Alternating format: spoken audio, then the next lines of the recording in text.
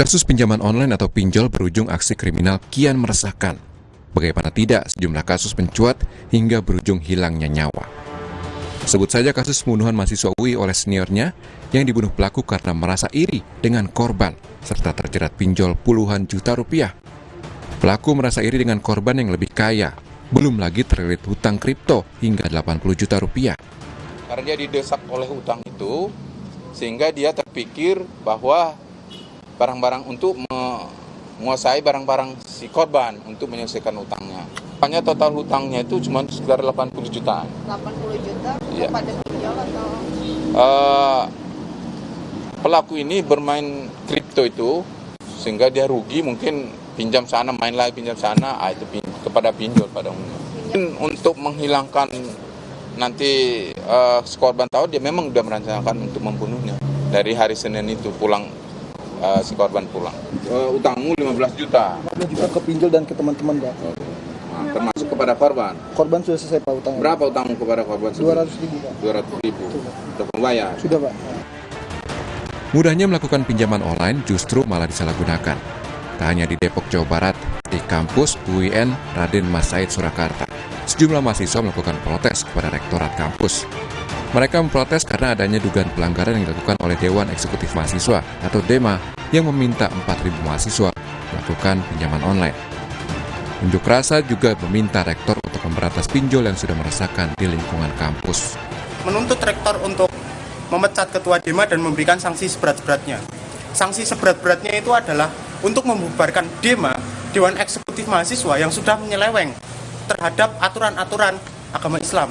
Terlebih lagi terkait dengan riba, seperti itu. Nah, untuk yang kedua, kita menuntut Rektor UIN Raden Mas Said Surakarta itu untuk memberantas pinjaman online di kalangan mahasiswa, terutama di mahasiswa UIN Raden Mas Said Surakarta.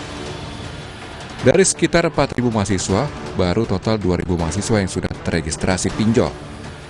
Sementara itu, Wakil Rektor 3 UIN Raden Mas Said Surakarta, Samsul Bakri Wironagoro, menyebut akan melakukan pemeriksaan dan penyelidikan terkait kasus pinjol di kampus. Jika nanti ditemukan kesalahan, pihak kampus akan memberikan sanksi kepada Dewan Mahasiswa hingga ancaman akan dikeluarkan dari kampus. Kode etik untuk menentukan apakah mahasiswa itu punya kesalahan berat, sedang atau ringan. Kalau nanti berat, itu nanti kena sanksi yang berat. Maksimal nanti pemecatan. Tapi kalau sedang, nanti sanksinya nanti kita kembalikan kepada fakultas, di mana mahasiswa yang bersangkutan yang membuat kesalahan itu dari fakultas apa. Saya kira itu. Jerat pinjol kian meresahkan apalagi menyasar pada anak muda saat ini.